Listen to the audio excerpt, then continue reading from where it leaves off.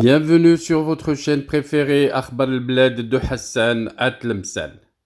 Les Wagner en Afrique, quel avenir après l'assassinat de Prigojine? La mort ou l'assassinat du leader du groupe Wagner, Prigojine, a soulevé plusieurs questions, dont certaines ont trouvé réponse dans un hebdomadaire francophone qui interroge sur l'avenir de ce groupe hors de la Russie, notamment sur le continent africain. Selon le magazine français, le groupe Wagner que cet homme a contribué à créer pourrait se transformer radicalement, voire disparaître, mais l'importance des Wagner par rapport à l'influence russe en Afrique rend peu probable son abandon, selon un rapport. Et même si l'ancien propriétaire du restaurant Prigojine était éliminé par le président russe Vladimir Poutine, selon le rapport, qu'arriverait-il à l'œuvre qu'il a créée, le groupe de mercenaires Wagner, qui s'est établi en Afrique et qui est présent notamment en Libye, en République centrafricaine et au Mali. Le 24 août, au lendemain du crash de l'avion, dont les autorités russes affirment que Prigojine se trouvait à bord, la même question se pose, notamment à Bamako et à Bangui, où le président malien Assimi Goïta et le président centrafricain Faustin Archange Touadéra ont perdu leur meilleur allié. Si Wagner est connu pour ses mercenaires, le groupe a une autre spécialité, la propagande et l'influence médiatique, qui ont réapparu en pleine force lors du récent coup d'État au Niger, en Afrique. Grâce aux nombreux sites et équipes de travail qui contrôlent les comptes sur les réseaux sociaux, Wagner propose une gamme de services, de l'ingérence dans les élections à la déstabilisation des opposants, en passant par l'entretien du sentiment anti-français en Afrique. Cette machine de propagande est-elle menacée? Le rapport révèle que Wagner pourrait être divisé en plusieurs structures et vendu ou remis au Kremlin, puis les Wagner ou leurs successeurs continueront à sévir sous d'autres noms. Leurs propagandistes anti-français ont développé une expertise difficilement remplaçable et dont Moscou aura encore besoin dans les mois et les années à venir. Le déploiement de forces auxiliaires à l'étranger, notamment en Afrique, reste l'un des besoins de la Russie. Par conséquent, Wagner ou une entreprise similaire capable de satisfaire les alliés de la Russie au Mali et en Afrique centrale, d'où la nécessité que Wagner continue à exister après Prigojine. À Bamako et Bangui, la disparition de Prigojine comme sa rébellion de juin dernier était suivie de près. Cela suscite évidemment quelques inquiétudes chez le colonel Assimi Goïta et le président Faustin Archange Touadéra. La diplomatie russe ne restera certainement pas longtemps silencieuse avec Bamako et Bangui, qui auront toutes les deux besoin d'être rassurées. Moscou n'a aucun intérêt à ne pas donner suite à l'œuvre des Wagner sur le continent et à en tirer profit. Selon les informations du magazine, Prigojine s'apprêtait à augmenter le nombre de ses mercenaires au Mali et en Centrafrique. Il semblait également faire de la Libye sous la direction du maréchal Khalifa Haftar une priorité.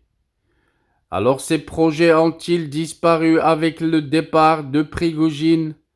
Il y a 2 mois, une source française de haut rang déclarait au magazine: l'implication russe en Afrique est très stratégique. Ce n'est pas un investissement marginal. Il faudrait vraiment que la situation devienne vraiment critique en Russie, ce dont nous sommes loin. pour que l'avenir des Wagner soit remis en question sur le continent africain. Il a ajouté, là encore, la situation n'a pas vraiment changé et les modifications sur le terrain ne peuvent être que d'ordre esthétique. L'hypothèse la plus probable pour l'avenir des Wagner en Afrique est celle d'un lifting du groupe. Il est possible de changer son nom et les hommes qui la dirigent, mais les ambitions qu'il sert resteront, estime le spécialiste du groupe Wagner. Le rapport estime qu'il est difficile d'imaginer l'abandon par la Russie de l'édifice économique wagnérien, bien intégré aux économies locales africaines, notamment à Bangui. Wagner devrait donc être remis en tout ou en partie à de nouveaux propriétaires et successeurs de Prigojine, l'homme dont le fantôme planera encore très longtemps.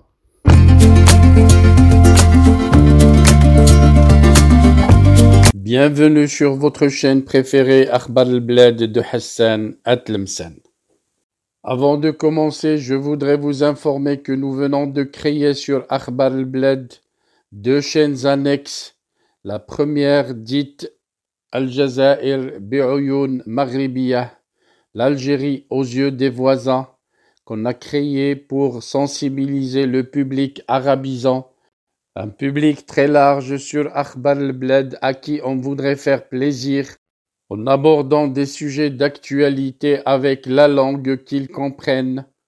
La deuxième chaîne dite Izli Amazir Morocco pour faire connaître la chanson Amazir, commune aux deux cultures, la culture marocaine et la culture algérienne. Je vous demande donc de vous abonner à ces deux chaînes et de les soutenir. La première traitera beaucoup de sujets en arabe sur l'Algérie, sur le Maghreb, et la deuxième qui diffusera des chansons, de très belles chansons amazigh, la chanson amazigh que nous aimons tous, y compris moi. Soutenez donc ces deux chaînes, écoutez-les, et restez branchés sur Akhbar al-Bled de Hassan Atlemsen, la chaîne principale qui sera quotidienne. Les deux autres chaînes peut-être ne seront pas animées de la même cadence, mais vous y trouverez chacun, en ce qui le concerne, des sujets qui vous intéressent. Restez donc fidèles à Akhbar al-Bled de Hassan Atlemsen. N'oubliez pas de vous abonner à Algérie aux yeux des voisins, Al-Jazair bi'Oyoun Maghribiyah, mais aussi abonnez-vous à Izli Amazir Morocco. Nous y serons avec vous sur les trois chaînes, Inch'Allah.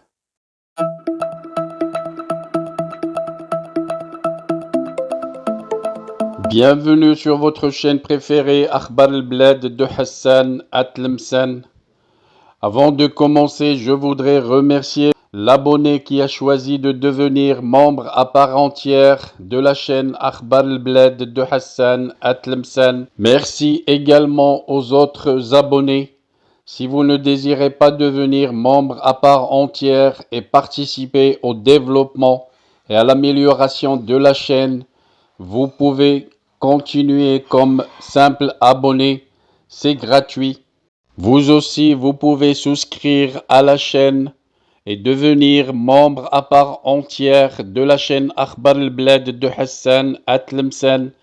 C'est pas cher, c'est juste 3 € à peu près et vous devenez membre à part entière en participant au développement et à l'amélioration de votre chaîne préférée. Pour devenir membre, il vous suffit de cliquer sur l'icône rejoindre juste en dessous de la vidéo. Vous pouvez également participer au développement et à l'amélioration de la chaîne à travers les super chats lors des diffusions directes, mais aussi par des super stickers. Sinon, vous pouvez partager avec des super thanks pour remercier la chaîne pour une vidéo qui vous a plu. Je vous citerai dans chaque vidéo le nom des nouveaux membres À chaque fois que quelqu'un d'entre vous a décidé de devenir membre à part entière, restez donc branchés sur votre chaîne préférée Akhbar al-Bled de Hassan Atlemsan et bienvenue à vous tous.